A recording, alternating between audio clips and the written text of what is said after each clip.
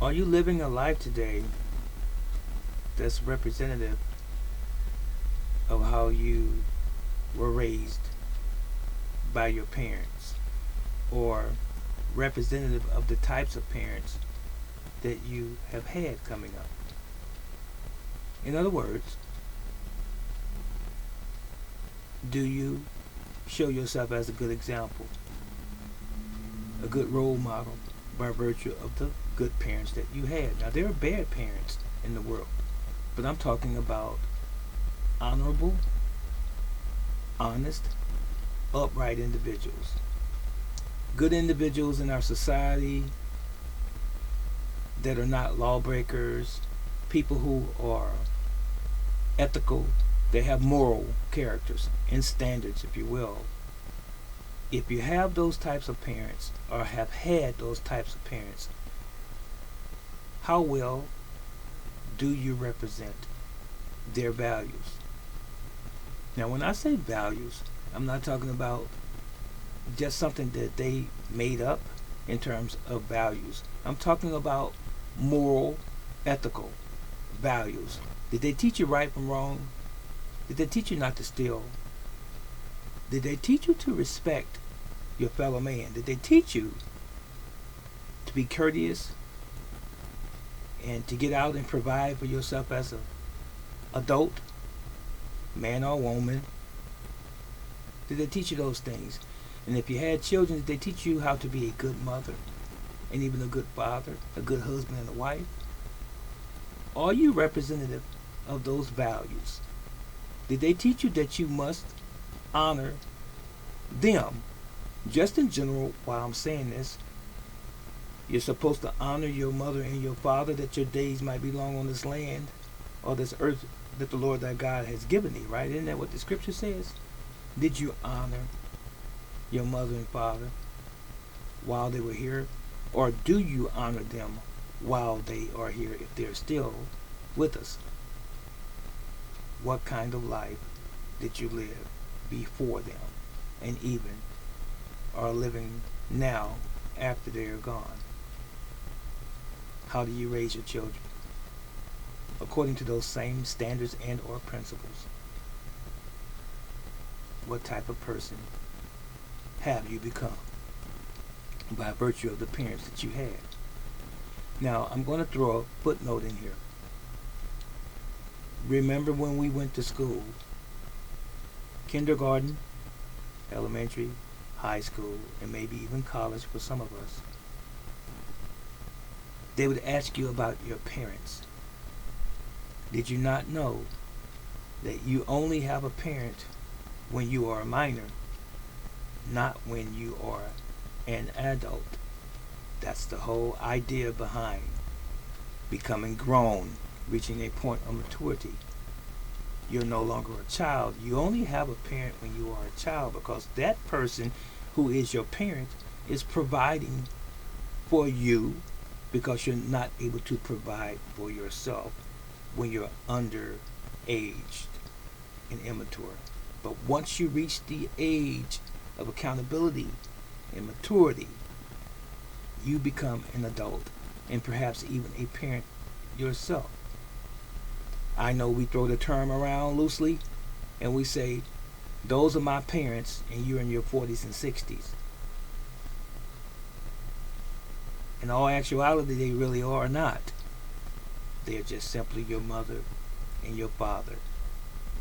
That's not to throw a monkey wrench in and to disturb your day. I'm just telling you the way it really is. But we still use that expression. Those are my parents, even when they're much older. You know, that's not an indictment on any level. I'm just simply saying.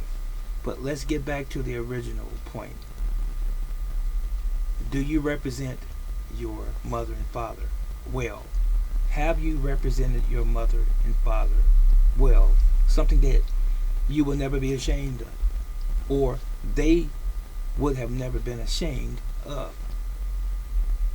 Think about that. And isn't this important?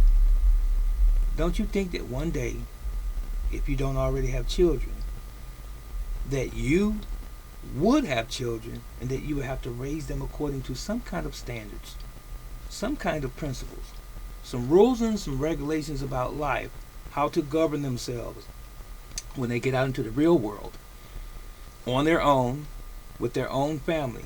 What do you have to offer your children? And then they, their own children in the future, potentially. Do you have anything to offer them that's going to keep it going, that's going to perpetuate your family line?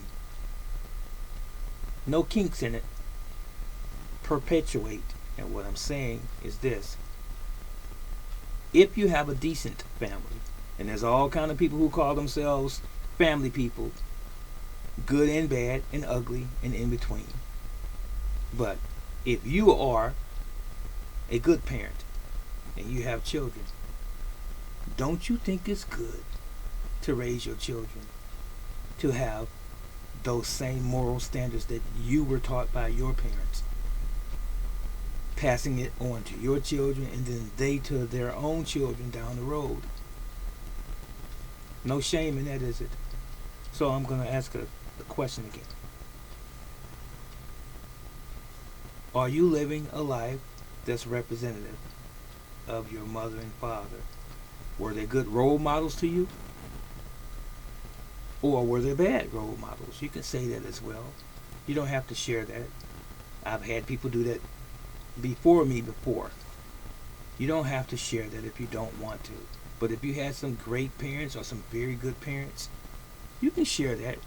And if you keep that same tradition, that family tradition going, and you raise your children in a similar or like fashion, bravo. Good for you. You doing it good. You're doing it right. My children, and I'll say this to this very day as I'm standing here, my children have never disrespected me. Never ever. My children have never cursed in front of me. My children have never cursed at me. My children have never gotten loud with me. My children, if they smoke, have never smoked in front of me, or even drank for that matter. Those were the type of children that I raised. They respect their father. And their mother's gone. God rest her soul now. She's passed away. And they never did the same with her. So, what kind of children did you turn out to be? What kind of parent did you turn out to be by virtue of what your parents lived before you? That was it. And that was all. You can answer this question. I'm waiting with bated breath. Until then, I'll see you in the next video. This is Brother Teacher.